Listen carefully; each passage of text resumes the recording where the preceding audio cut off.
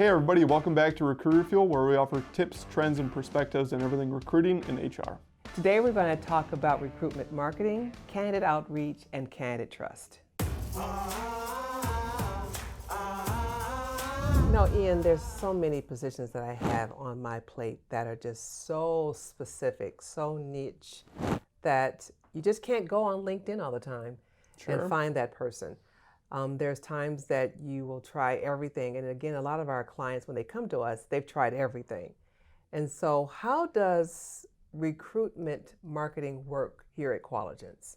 A lot of it is all about figuring out a way to sell the position to candidates in a way that's going to stand out from all the noise online. That's right.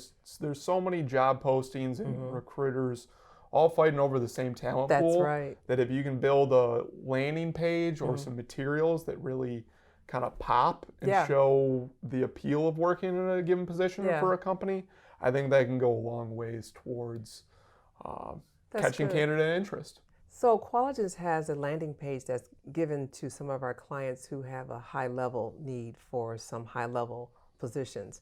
I know that there was a time that I was looking for a scientist who dealt with the Ebola virus. And so you're not going to find those people just sitting around on LinkedIn all the time. You had to be very specific. And so there's a landing page that we can use, that our clients can use rather, to kind of have those candidates go to that. When we're facing a particularly tricky search, or when we're anticipating that there's going to be some difficulties there in targeting a particularly competitive market, our marketing team can develop these materials that are oriented towards a specific company, specific roles, locations. That way we can really get the drop on a lot of common candidate objections. You know, maybe the candidate hasn't quite talked to the recruiter enough to bring up some of their biggest concerns. So by the way, we can send them some materials so they can see why the position and location might be more appealing than they thought at first. So you even talk about the actual location, the city that the role is in, and talk about the demographics and all of that? Sure. If we're anticipating that it might be a point of contention, you know, relocation or something like that, you know, recently we were doing a search for a client and they were hiring for positions in Connecticut, which when you're talking to tech folks on the West Coast or in Texas that are scared of snow, never seen snow before in their lives maybe, just trying to sell the location and the benefits of it, you know, the perks of living in the area. Like I said, kind of those things that they might not be comfortable bringing up with the recruiter just yet, but we can kind of get the drop on those concerns. That is great. And that goes a long way. Yes, it does. Because then that candidate sees the landing page, then they call us. And that's the fun part, because they've already seen what this client is looking for, what the role is about, the location, schools maybe, demographics of the location. So that's good. I like that. Sort of priming the candidates for some of those later conversations. Yes, you are priming. Because relocation's a tough conversation to have with somebody. You know, especially that's a big decision. In this market, because a lot of people don't have to commute. They don't have to relocate. They can stay right where they are and have the same job. So, Marianne, when you reach out to candidates for the first time to have, this is a big decision we're talking about with people. When you're reaching out to them about a new job opportunity, how do you frame that opening message to get them to not only respond, but trust that you have some interest in making the best decision for them? It is tough. And, you know, I always put myself in the other person's shoes. How would I see this email and what would I say if I was the other person? And so I kind of make my email a little bit specific. It's a customized email because I'm looking specifically where they're working now, their job title, and to see if they're happy, or if they're even open to having a non-intrusive conversation with me. I try to make it very light. It's not heavy. I'm not selling you a job, but just to talk about the next steps in your career. That's it. That's it. It's very, it's not really, I want to sell. I want you to come, you know, I have this great job for you. No, it's not that. It's really hands back. I call it a little bit like fishing. I throw it out, see if they want to bite, and then I take it back. Right. So No, I like what you said there about not being very aggressive on the selling up front. You can't. Not in this market, no. Well, it's because especially it's kind of one thing we think about a lot in marketing is the first message you send to somebody all you're trying to get them to do is take the next step. That's right. Which in recruiting, all you're trying to do with your first outreach schedule another is time to talk. Start a conversation. You got it. Get the other person talking, warm them up a little bit. That's right.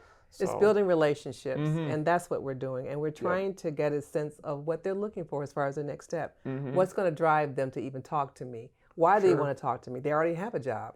Why should they even speak to me? Right. So that's my email. I call, I talk, I text, I do everything to show that I really want to talk to them. Right. Yeah.